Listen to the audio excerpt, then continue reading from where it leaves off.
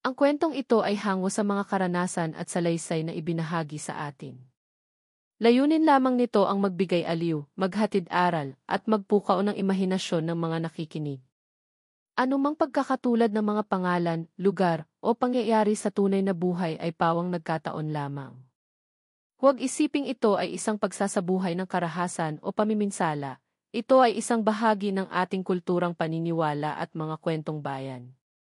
Minsan, sa mga pinakatahimik na gabi, may mga lihim na itinatago ang dilim. Mga lihim na ayaw ipakita ng buwan at mga sikreto na tanging mga nilalang ng gabi lamang ang nakakaalam.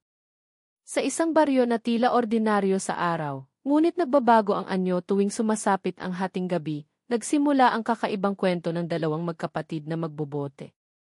Para sa iba, simpleng kabuhayan lang ang kanilang ginagawa, pag-ikot sa baryo, pagpupulot ng bote, pagbebenta para may pambili ng pagkain. Ngunit para sa kanila, isang gabi ang babago sa lahat. Isang gabi ng pagtuklas, takot, at tanong na hindi nila alam kung sasagutin ba ng panahon. Si Mario, ang panganay, ay 22 na, matipuno at sanay sa hirap ng buhay. Siya ang nagiging sandalan ng kanilang pamilya mula nang pumanaw ang kanilang ama. Tahimik at seryoso siya, ngunit may tapang na hindi agad bumibigay. Samantalang si Luis, na 14 anyos pa lamang, ay masigla, mausisa, at minsan ay pasaway. Siya ang tipo ng bata na laging may tanong at hindi natatakot sumubok, kahit na ang ibig sabihin nito ay malagay sa alanganin.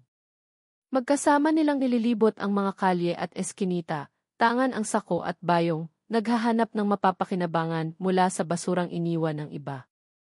Ngunit sa gabing iyon, may mapupulot silang higit pa sa bote, isang bagay na tila ba may sariling buhay.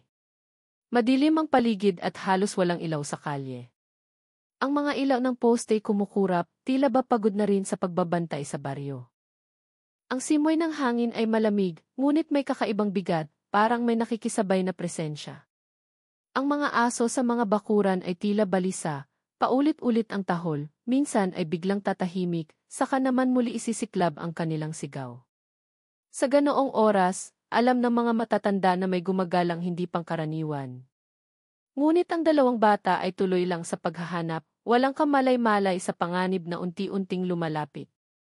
Kuya, tingnan mo ito, bulong ni Luis habang itinuturo ang isang bagay na natabunan ng tuyong dahon at lupa sa gilid ng daan.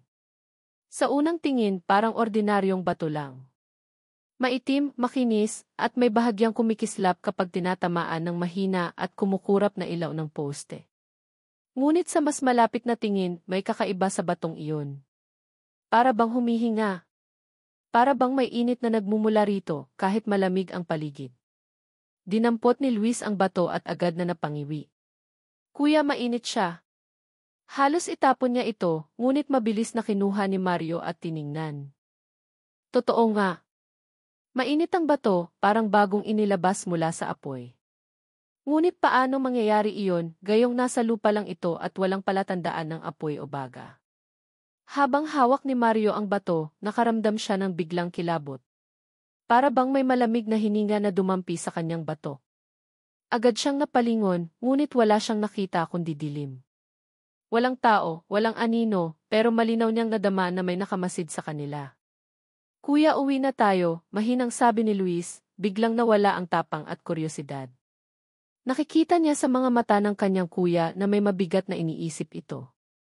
Ngunit bago pa sila makapagpasya, isang kakaibang tunog ang umalingaw mula sa kakahuyan sa tabi ng kalsada.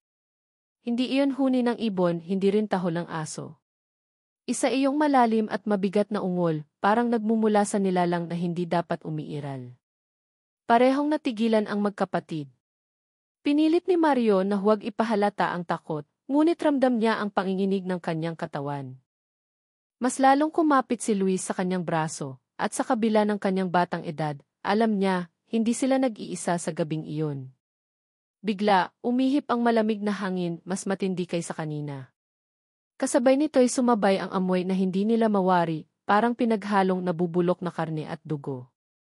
Lalong bumigat ang paligid, at ang mga aso mula sa malalayong bahay ay sabay-sabay na nag-ingay, tila ba may isang bagay na papalapit mula sa kailaliman ng gabi. Higpit ang kapit ni Mario sa bato. Hindi niya alam kung bakit hindi niya ito mabitawan. Para bang may puwersa na pumipilit sa kanya na hawakan ito. Habang tumitibok ang kanyang pulso, pakiramdam niya isabay na tumitibok ang bato sa kanyang palad. Parang may pusong nakakulong sa loob nito. At bago pa sila makatakbo, may kumaluskos sa kanilang likuran. Mabigat. Mabagal. Tila naglalakad, ngunit hindi normal ang hakbang. Unti-unti nilang naramdaman ang paglapit ng isang nilalang na matagal nang kinatatakutan ng kanilang baryo. Ang aswang. Ngunit ang tanong, bakit tila ba hinahanap nito ang batong hawak nila? Nagkatitigan ang magkapatid, parehong nanginginig ang tuhod, ngunit pilit na pinatatag ang loob. Si Mario, bagamat ramdam ang bigat ng hangin at malamig na pawis sa kanyang batok, ay hindi maaaring magpakita ng kahinaan. Siya ang panganay at tungkulin niyang ipagtanggol si Luis. Samantalang si Luis naman, mahigpit ang pagkakakapit sa braso ng kuya, halos ayaw bumitaw. Ang mga mata niya ay puno ng takot at kuryosidad, hindi malaman kung tatakbo ba sila o mananatili upang tuklasin kung ano ang kanilang nadiskubre. Muling umalingaw-ngaw ang kaluskos mula sa kakahuyan. Hindi iyon parang hakbang ng tao. Parang mabigat, parang gumagapang na hindi maintindihan. Minsan ay may kasamang pagaspas, minsan naman ay parang may matulis na kuko na dumadamba sa lupa. Habang lalong lumalapit ang tunog, lalong bumibilis ang tibok ng puso ng magkapatid. Kuya, ano iyon? Mahinang tanong ni Luis, halos pabulong. Huwag kang maingay, sagot ni Mario habang mahigpit pa rin ang hawak sa batong tila ba mas lalo pang umiinit. Ang init nito'y dumadaloy sa kanyang mga ugat, para bang unti-unti siyang inaangkin. Ngunit kahit gustuhin niyang itapon, may kung anong lakas na humahadlang. Parang may boses na bumubulong sa kanyang isipan, huwag mo akong pakakawalan. Sa baryo nila, matagal nang may mga kwento tungkol sa mga nilalang na lumalabas tuwing kabilugan ng buwan. May mga buntis na biglang nagkakasakit, mga alagang hayop na natatagpo ang wala ng laman loob, at mga gabi ng katahimikan na binabasag ng hindi maipaliwanag na iyak sa kawalan. Bata pa lamang sila, ikinuwento na ng kanilang lola ang babala. Kapag may nakita kayong bagay na hindi ninyo maipaliwanag, lalo na sa gabi, huwag nyo nang hawakan. Ngunit ngayong gabi, huli na ang lahat. Nasa kamay na ni Mario ang bagay na iyon at parang nakatali na sila sa kapalarang hindi nila ginusto. Bigla, bumigat ang paligid. Ang mga kuliglig na kanina iingay ng ingay, ngayon isabay-sabay na tumahimik. Tanging hangin at ang mga yapak na hindi nila nakikita ang naririnig. Dahan-dahang lumingon si Mario sa direksyon ng kakahuyan. Doon, sa pagitan ng mga puno, may dalawang matang namumula ang bahagyang lumitaw. Hindi kumukurap, hindi gumagalaw, nakamasid lamang sa kanila. Nanlaki ang mga mata ni Luis. Kuya, may nakatingin sa atin, ngunit bago pa sila makakilos, biglang lumipad ang isang malaking paniki mula sa kakahuyan, dumaan sa kanilang ulunan, at muntik nang tamaan ang ulo ni Luis. Napasigaw siya at muntik nang bitawan ang bayong. Ang pagaspas ng pakpak ay malakas, parang pinagmumultiplika ng dilim ang tunog nito. Subalit nang tumigil sila at tumingin sa paligid, wala silang nakitang hayop. Parang nawala ito sa ere. Pinilit ni Mario na kalagkarin ang kapatid. Tara na, umuwi na tayo, sabi niya, bakas ang kaba sa boses. Ngunit kahit na lumalakad sila, ramdam nila na may sumusunod pa rin. Ang mga anino sa gilid ng kalsada ay tila ba kumikilos, gumagalaw sa bawat hakbang nila. At sa bawat pagyapak ng kanilang tsinelas sa lupa, may kasunod na yabag na hindi nila inaasahan. Habang palapit sila sa baryo, bigla silang nakarinig ng pag-iyak. Hindi iyak ng bata, kundi ng isang sanggol na tila ba nasa gitna ng kakahuyan. Malamlam, mahina, ngunit malinaw. Si Luis, sa kabila ng takot, ay napahinto. Kuya, may sanggol, bulong niya. Ngunit mahigpit siyang hinila ni Mario. Hindi sanggol yan. Huwag kang lalapit. Naalala niya ang kwento ng kanilang lola, ang mga aswang daw ay kayang manggaya ng iyak ng bata upang ilapit ang tao sa kanila. Iyon daw ang pinakamasamang bitag na bumihag na ng maraming walang muwang. Lumakas ang hangin at kasabay nito'y muling dumampi ang amoy ng nabubulok na karne. Lalong nanindig ang kanilang balahibo. At sa kanila napansin, ang mga aso sa baryo na kanina inagsisigawan, ngayon isabay-sabay na natahimik. Sa gitna ng katahimikan, narinig nilang muli ang pag-iyak. Ngunit sa pagkakataong ito, mas malapit na. Parang nasa mismong likod na nila. Dahan-dahang lumingon si Mario, dala ng kaba at panalangin na wala siyang makita. Ngunit nang kanyang idinilat ang mata, wala namang tao.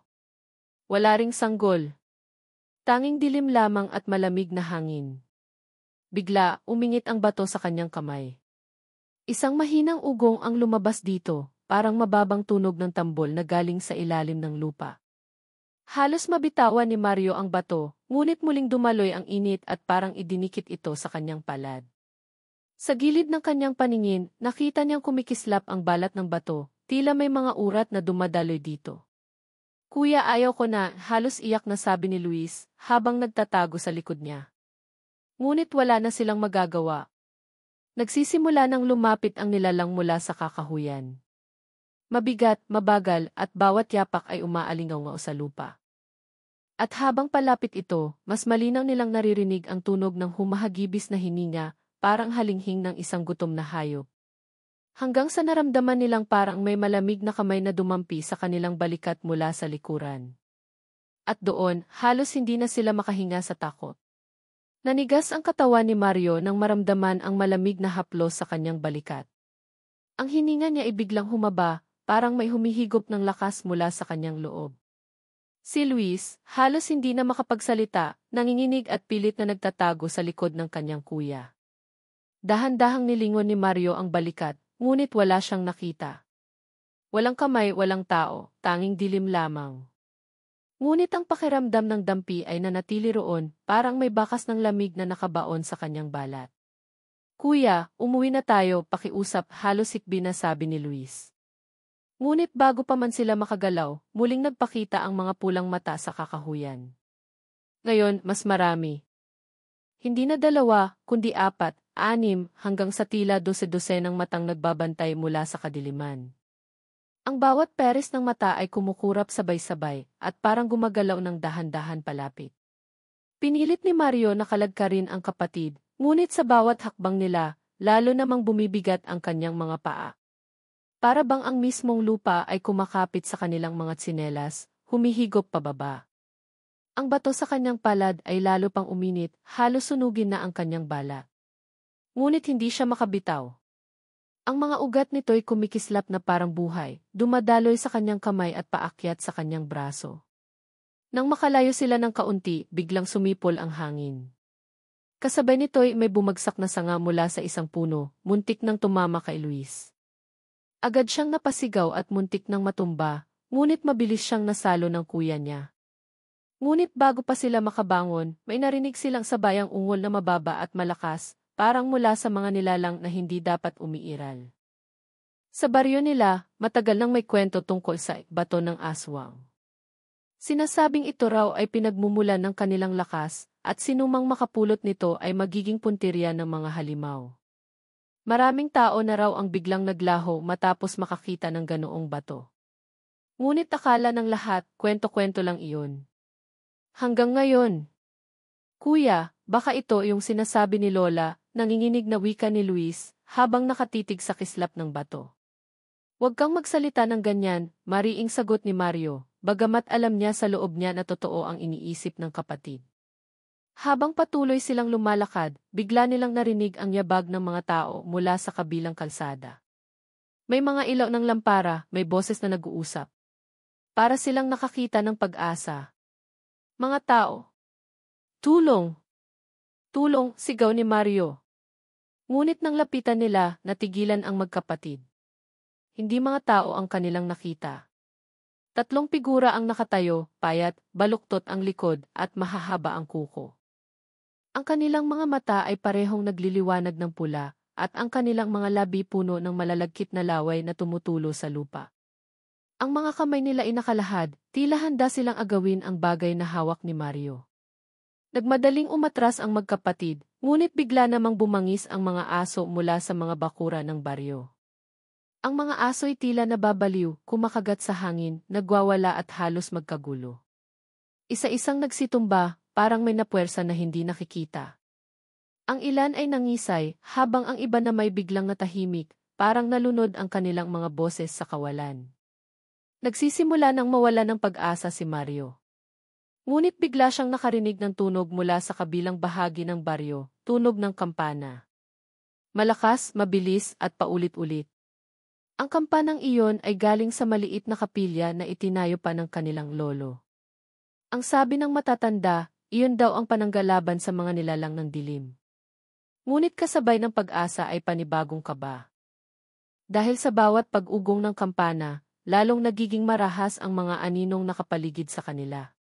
Parang galit na galit, parang gutom na gutom.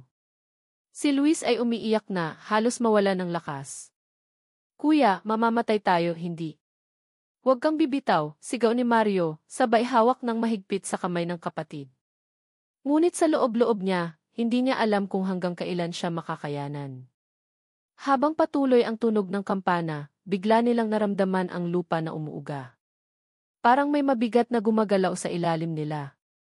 Nabitawan ni Mario ang bayong ng mga bote at nagkalat ang mga ito sa kalsada. Ngunit hindi iyon ang iniintindi niya, dahil mula sa ilalim ng lupa, may mababang ungol na tila ba nagmumula sa mismong tiyan ng lupa. Hindi na nila alam kung saan sila pupunta. Sa kaliwa, may mga matang nakatingin. Sa kanan, may mga figurang nag-aabang. Sa likod, may malamig na presensya. At sa harap nila, ang kampanang nagpapatunog ay tila lalong nagpapagalit sa mga nilalang. At ang pinakamasama, ang batong hawak ni Mario, ngayon ay nagsisimula ng kumislap ng maliwanag na pula. Parang may pusong nagangalit sa loob nito, handang pumutok anumang oras. Halos mawalan ng boses si Mario sa patuloy na paghingal. Ang dibdib niya ay mabilis ang pagtaas-baba habang hawak pa rin ang nagliliyab na bato. Si Luis, nanginginig, basang-basa ng pawis at luha, halos hindi na makalakad ng tuwid. Ngunit pinipilit pa rin siyang hilahin ang kuya niya, bagamat alam nilang wala ng ligtas na daan. Sa paligid nila, nagkalat ang mga matang pula na nakamasid, unti-unting lumalapit, at ang bawat hakbang ng mga nilalang ay parang malakas na hampas sa lupa na umaalingaw sa kanilang mga buto. Kuya, saan tayo pupunta? Halos hindi na marinig na bulong ni Luis. Hindi makasagot si Mario. Wala siyang sagot. Lahat ng direksyon ay parang bitad. At mas masama pa, ang bato sa kanyang kamay ay hindi na lang basta nag-iinit, ngayon ay parang kumakabog, sabay sa tibok ng kanyang puso. Sa bawat kabog nito, ramdam niya ang malamig na hangin na pumapasok sa kanyang baga, at parang may tinig na paulit-ulit na bumubulong, sa akin ka na, sa amin ka na. Muling nag-ugong ang lupa, mas malakas kaysa kanina. Ang mga bote sa daan na natapakan nila ay gumulong at pumutok, tila may hindi nakikitang puwersang dumadagundong mula sa ilalim. Ang kampana ng kapilya ay patuloy pa ring nag-iingay, ngunit imbes na makapagbigay ginhawa, mas lalo lang nitong pinapagalit ang mga anino. Mula sa dilim, lumabas ang isa sa kanila, mahaba ang buhok, nakalugay, at ang balat ay parang balat ng hayop na pinagtatagpi-tagpi. Ang mga kuko nito'y matalim at mahaba, at ang ngiti ay punang dilaw ng ngipin. Nakapako ang mga mata nito kay Mario, hindi sa kanya mismo, kundi sa batong hawak niya. Kuya, sigaw ni Luis, sabay turo sa isa pang nilalang na lumitaw sa kanilang kanan. Mas malaki ito, nakayuko, at ang paghinga ay parang humahampas na hangin. Ang dila nito'y mahaba at basa, nakalawit hanggang sahig. Ang bawat patak ng laway ay nag-iiwan ng marka sa lupa na tila lumuluto. Wala na silang matakbuhan. Sa likod nila ay muling lumitaw ang mga pulang mata, mas marami, mas malapit. Ang mga anino'y unti-unti nang nagiging laman. Hindi na lamang sila basta presensya, sila inaroon na, nagmamasid, nag-aabang ng tamang oras. Luis, makinig ka sa akin, hinga ni Mario, mahigpit ang hawak sa kamay ng kapatid. Ano man ang mangyari, huwag kang bibitaw. Naiintindihan mo? Tumango lang si Luis, bagamat nangingilid ang luha sa kanyang mga mata. Bigla, muling umingit ang bato. Sa pagkakataong ito, hindi na lang basta ugong, kundi may tunog na parang pag-iyak. Mahina, parang tinig ng bata, humihingi ng saklolo. Pareho silang napatitig dito, at sandaling nakalimutan ang mga halimaw sa paligid. Ngunit kasabay ng iyak ay ang biglaang pagdilim ng langit. Ang buwan, na kanina'y bahagyang nagbibigay liwanag, ngayon itinakpan ng makapal na ulap. Ang natitirang liwanag sa paligid ay mula na lamang sa bato at sa nagbabagang mga mata ng mga nilalang. Kuya, hindi ko na kaya, halos tumili na si Luis, habang dumidikit ng mahigpit sa likod ng kanyang kapatid. Muling naglakad ang nilalang na babae, dahan-dahan, nakayuko, ang bawat hakbang ay parang pagpunit sa katahimikan. Sinundan ito ng mas malaking halimaw, nakanganga at naglalaway. At sa bawat paglapit nila, lalong bumibilis ang kabog ng bato, hanggang sa pakiramdam ni Mario ay bibigay ang kanyang dibdib sa lakas nito. Sa sobrang takot, napaatras sila hanggang maramdaman nila ang malamig na pader ng sementadong bakod.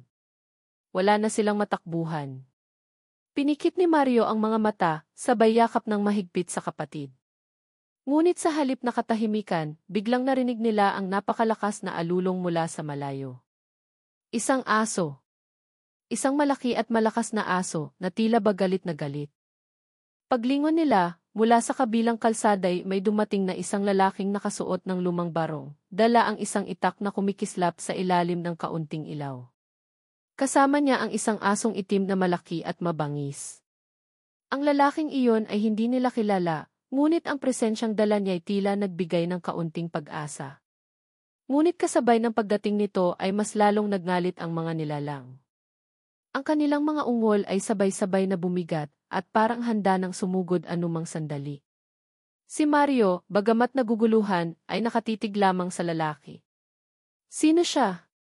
Bakit siya naroon? At bakit parang alam niya kung anong nangyayari?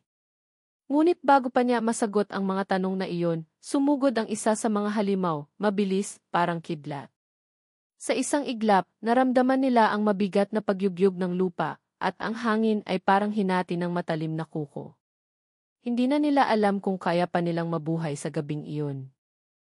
Ang dilim, ang takot, at ang hindi mawaring boses mula sa bato, lahat ay sabay-sabay na lumalamon sa kanilang katinuan. At ang pakiramdam na wala ng ligtas na daan ay nagsisimula ng kumugkob sa kanilang buong pagkatao.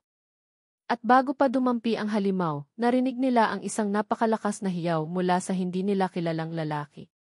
Isang hiyaw na tila nakipagtagisan sa dilim mismo, sa malakas na hiyaw ng lalaking may dalang itak, tila sandaling umatras ang mga halimaw. Ang asong itim na kasama niya ay umalulong ng ubod ng lakas, at ang kanyang mga mata ay tila nagbabaga. Si Mario at si Luis ay nakahinga ng kaunti, ngunit alam nilang hindi pa tapos ang lahat. Tumakbo kayo, sigaw ng lalaki, sabay hampas ng itak sa lupa. Kumislap iyon na parang kidlat, at sandaling naglaho ang isang aninong malapit na sa kanila. Ngunit kahit naroon ang lalaki, ramdam pa rin nila ang presensya ng mas maraming nilalang na nagkukubli sa paligid. Mahigpit na hawak ni Mario ang kamay ng kapatid, ngunit mas mahigpit pa rin ang pagkakakapit ng bato sa kanyang palad. At doon nagsimula ang isang bagay na hindi niya inaasahan, bigla itong nagliyab ng mas matindi, at sa loob ng apoy na kumikislap dito, nakita niya ang mukha ng kanilang yumaong ama. Nanlaki ang mga mata ni Mario. Tay, bulong niya. Ngunit ang imahe ng kanilang ama ay hindi mapayapa. Ang mga mata nito'y parang nangungusap ng takot at paghihirap, at ang bibig ay paulit-ulit na bumubulong ng isang salita na halos hindi maintindihan, takbo-takbo. Nang makita iyon ni Luis, napasigaw siya. Kuya, hindi si tatay yan. Hindi si tatay. Parang may matalim na tinik na bumara sa lalamunan ni Mario. Totoo nga ba ang nakikita niya, o panlilinlang lang ng bato? Habang pinipilit niyang intindihin ang lahat, mas lalo siyang nilalamon ng pakiramdam na hindi na siya ang may kontrol sa sarili. Ang mga daliri niya ay ayaw bumitaw sa bato, kahit na halos malusaw na ang balat ng kanyang palad sa sobrang init. Samantala, patuloy ang paglusob ng mga nilalang. Isa na namang halimaw ang sumugod, ngunit mabilis itong sinalubong ng lalaki gamit ang kanyang itak. Naputol ang braso ng nilalang, ngunit imbes na malagutan ng hininga, lalo lamang itong nagngalit at sumugod pa rin, naglalaway at humahalinghing ng gutom. Ang dugo nito'y itim at malapot, kumapit sa lupa na parang langis. Hindi ninyo sila mapipigilan ng matagal, sigaw ng lalaki. Ang hawak mo, iyan ang hinahanap nila.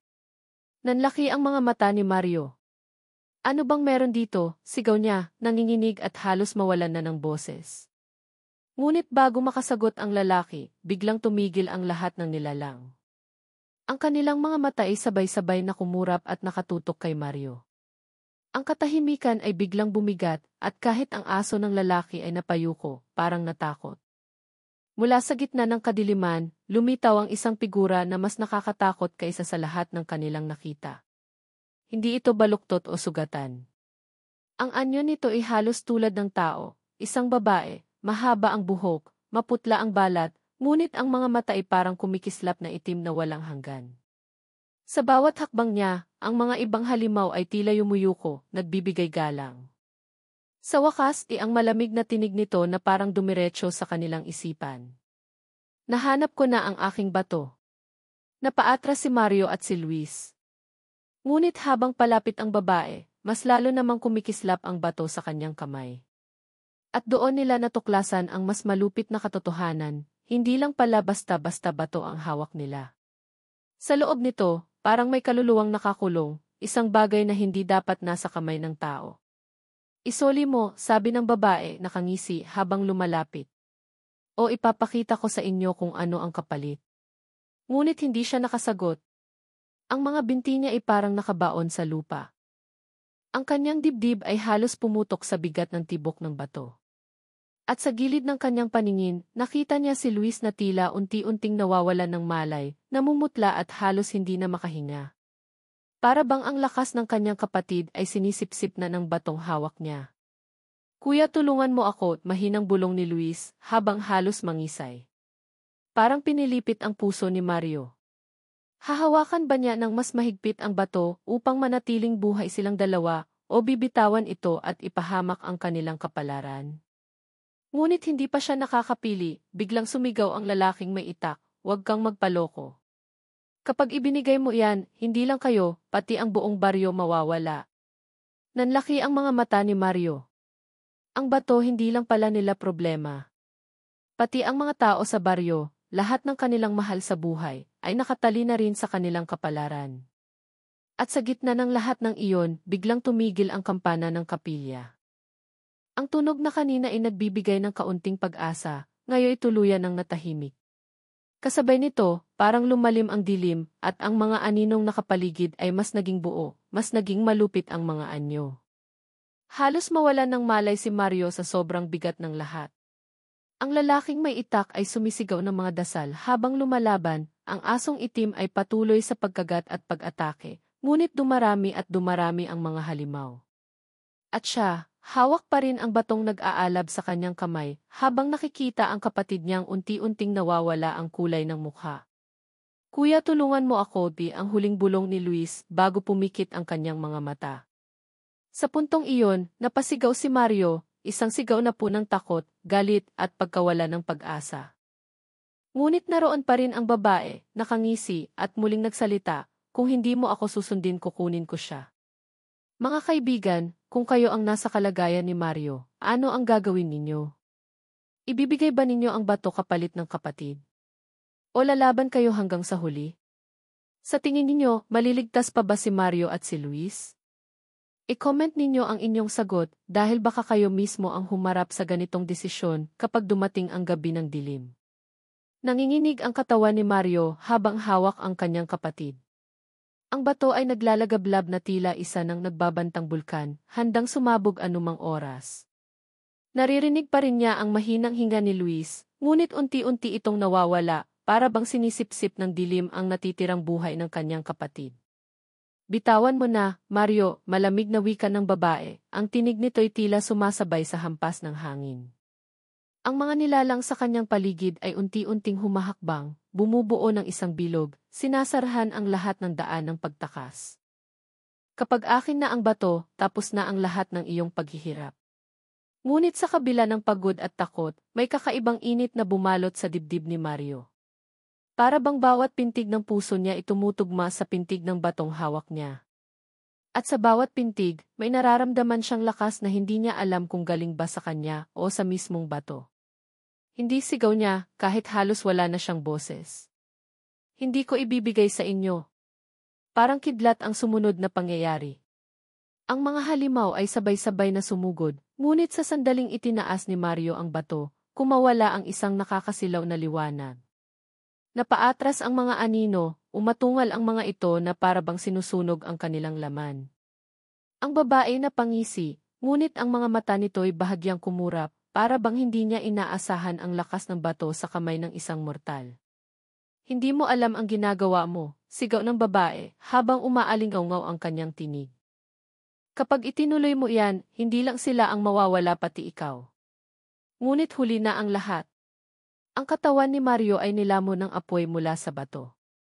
Ang kanyang balat ay nangingintab, ang kanyang mga matay kumikislap na parang naglalagablab na apoy. Sa isang iglap, hindi na siya basta tao, isa na siyang sisidla ng puwersang hindi kayang unawain. Maaari na akong lumaban, bulong niya, habang mahigpit na yakap si Luis na walang malay. Nagsimula ang matinding sagupaan. Ang lalaking may itak ay muling sumugod, pinapanaig ang kanyang galit at tapang, habang ang kanyang asong itim ay kumakagat sa mga halimaw na unti-unting bumabalik matapos masunog ng liwanag. Ngunit kahit ganoon, dumadami pa rin sila, parang walang katapusan. Mario, bilisan mo, sigaw ng lalaki.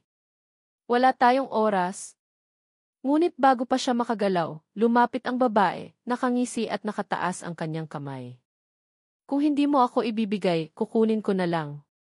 At sa isang iglap, isang malakas na puwersa ang kumapit kay Luis. Nagsimulang lumutang ang katawan ng bata, dahan-dahang hinihila palapit sa babae. Ang mga kamay nito'y nakabuka, parang nag-aabang ng isang handog. Kuya, tulungan mo ako, mahinang bulong ni Luis, habang nakapikit, ang boses niya ay halos wala na. Parang bumagsak ang langit kay Mario. Ang lahat ng takot, galit at pagmamahal ay nagsanib. Sa isang huling sigaw, tinaas niya ang bato at buong lakas na ipinalo sa lupa. Sumabog ang liwanag. Ang buong kagubatan ay tila nagliyab, at ang mga halimaw ay nagsisigawan habang isa-isang naglalaho, tinutunaw ng apoy at liwanag mula sa bato. Ang lupa'y umuga, ang hangin ay nagdilim, at kahit ang buwan na natatakpan ng ulap ay biglang nagliwanag na parang araw. Ngunit kasabay nito, naramdaman ni Mario ang sakit na parang hinihila ang kanyang kaluluwa palabas ng katawan. Ang bato'y unti-unting pumutok, nagkadurog-durog, at bawat piraso nito ay pumapasok sa kanyang laman. Ang kanyang mga matay tuluyang nagningas ng pula, ang balat niya ay nasusunog, at ang kanyang huling sigaw ay umalinggaw-ngao sa buong baryo. Maaario, sigaw ng lalaki, ngunit huli na. Sa gitna ng liwanag, biglang naglaho ang babae. Ang kanyang huling ngiti ay tila panlilin lang, hindi siya natalo, kundi parang may iniwang sumpa. Ang mga halimaw ay nawala, ngunit ang katahimikan ay mas mabigat kaysa kanina. Nang humupa ang liwanag, bumagsak si Mario sa lupa, nakayakap kay Luis. Ang katawan ni Luis ay muling may kulay, parang nabuhay ulit, ngunit si Mario hindi na gumagalaw. Ang kanyang mga matay na natiling nakadilat, kumikislap pa rin ang kaunting pulang apoy bago tuluyang nagdilim. Nagising si Luis, humikbi at niyakap ang kanyang kuya. Kuya! Wag mo akong iwan, ngunit sa katahimikan ng gabi, may narinig siyang bulong. Hindi ito galing sa paligid, kundi sa loob mismo ng kanyang isipan. Isang tinig na malamig, pamilyar, ang tinig ng kanyang kuya. Luis, alagaan mo ang lahat, ako na ngayon ang bantay ng dilim. Tinanlaki ang mga mata ni Luis. Sa gilid ng kanyang paningin, nakita niya ang isang aninong kumikilos sa likod ng mga puno, hindi halimaw, kundi isang figura na kahawig ng kanyang kuya, nakatayo, nakatitig, ngunit hindi na tao. At doon natapos ang gabi, ngunit hindi ang kwento. Sapagkat ang halimaw na kinatatakutan ng lahat, marahil ay nasa kanila na mismo, madilim pa rin ang paligid ng tuluyang humupa ang liwanag. Ang kagubatan na kanina'y puno ng halakhak ng mga halimaw at alinggaw-ngaw ng bangayan ay biglang natahimik. Ang tanging naririnig ay ang mahinang huni ng kuliglig at ang mabigat na paghinga ni Luis na ngayon ay nakayakap ng mahigpit sa malamig na katawan ng kanyang kuya. Kuya, gising ka na, tapos naligtas na tayo, bulong niya, nanginginig ang tinig, umaasa na baka magbukas muli ng mata si Mario. Ngunit hindi na gumalaw ang kanyang kuya. Ang balat nito'y nanigas, at ang mga mata ay nanatiling nakadilat, wari ba nakatingin sa kawalan. Lumapit ang lalaking may itak, pawisan at duguan, ngunit nakatindig pa rin. Ang aso niya ay napahiga sa tabi, hingal na hingal. Tumingin siya kay Luis at mahinang umiling. Anak, tapos na ang laban, pero ang kapalit, hindi na nakinig si Luis, sapagkat naramdaman niyang may kakaiba sa katawan ng kanyang kuya. Sa mismong dibdib nito, may bahagyang nagliliwanag, parang mga ugat na kulay pula na unti-unting kumakalat. Sinubukan niyang ipikit ang mga mata ni Mario, ngunit biglang narinig niya ang pamilyar na bulong sa kanyang isipan. Luis! Huwag kang matakot, ako ang magbabantay sa inyo, nalaglag ang luha ni Luis. Hindi niya alam kung dapat ba siyang matuwa na buhay pa ang alaala ng kuya niya, o matakot dahil malinaw na hindi na ito ganap na tao. Mabigat ang bawat hakbang nila pauwi sa baryo. Ang lalaking may itak ang tumulong magbuhat sa katawan ni Mario, at ang aso ay patuloy na nagbabantay sa paligid, parang alam nitong hindi pa talaga tapos ang lahat. Nang marating nila ang unang kubo sa gilid ng baryo, sinalubong sila ng mga tao na nag-aalala. Ano nang nangyari, tanong ng ilan, at nang makita nila ang anyo ni Mario, natigilan sila, parang nakakita ng kakaibang nilalang. Siya ang nagligtas sa atin, mahina ngunit mariing sabi ng lalaki. Huwag kayong matakot. Siya ang dahilan kung bakit buhay pa tayo ngayon. Ngunit kahit ganoon, hindi maikakaila ang takot sa mga mata ng mga tao. Ang ilan ay nagdarasal, ang iba naman ay nagtatago ng kanilang mga anak sa likod. Sapagkat malinaw, hindi na tao si Mario. Ang katawan niya ay naglalaman ng puwersang hindi dapat mapasa kaninuman. Isinagawa ang isang payak na burol kinabukasan. Nakahimlay si Mario sa kabaong na kahoy, ngunit si Luis lamang ang hindi makumbinsi na tapos na ang lahat. Paulit-ulit niyang naririnig ang tinig ng kuya niya sa kanyang isipan. Huwag kang umiyak, Luis. Narito lang ako. At sa tuwing sumisilik siya sa kabaong, para bang nakikita niyang kumikislap ang mga mata nito kahit nakapikit. Makalipas ang 3 araw, inilibing si Mario sa sementeryo ng baryo. Ang ulan ay bumuhos at ang hangin ay umihip ng malakas habang bumababa ang kabaong sa lupa. Si Luis ay halos mawala ng lakas sa pag-iyak, ngunit kahit paano, daman niyang hindi siya nag-iisa. Kinagabihan, habang siya'y nakahiga sa kanilang maliit na kubo, muling nagsalita ang tinig. Luis, huwag kang matakot, ako ang magiging gabay mo. Napadilat si Luis. Sa sulok ng kanyang silid, nakita niya ang isang aninong kahawig ng kanyang kuya, nakatayo at nakatingin sa kanya. Hindi ito lumalapit, ngunit sapat na ang presensya nito upang umagos ang malamig na pawis sa kanyang noo. Kuya, ikaw ba talaga yan? Tanong niya, nanginginig ang boses. Ngunit imbes na sagot, isang malakas na hampas ng hangin ang bumuka sa kanilang bintana. Pumasok ang malamig na simoy at sa sandaling iyon nawala ang anino. Ang naiwan lamang ay ang tunog ng aso ng lalaking may itak, umuungol sa malayo, para bang may naaamoy na kakaibang nilalang. Mula noon, nagsimulang magbago ang gabi sa kanilang baryo. Ang mga tao ay muling nakakarinig ng mga yabag sa kagubatan, mga alulong ng hayop na hindi nila maipaliwanag. Ngunit hindi na sila takot sapagkat alam nilang may nagbabantay. Ang tanong lang, iyon ba ay si Mario na nagliligtas sa kanila, o isang halimaw na unti-unting nagiging mas makapangyarihan? At si Luis, gabi-gabi ay naririnig ang mga bulong. Minsan ay tinutulungan siyang makatulog, minsan ay binabalaan siya na may paparating na panganib. Ngunit minsan-minsan ay naririnig niyang parang hindi na kuya niya ang nagsasalita, kundi isang tinig na mas malalim, mas madilim. Luis, bulong nito isang gabi, habang nakatitig siya sa madilim na kisam. Darating ang araw na ikaw naman ang pipiliin. Nanlaki ang kanyang mga mata at hindi na siya nakatulog hanggang umaga.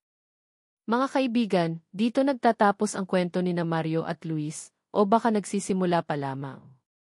Ano sa palagay ninyo?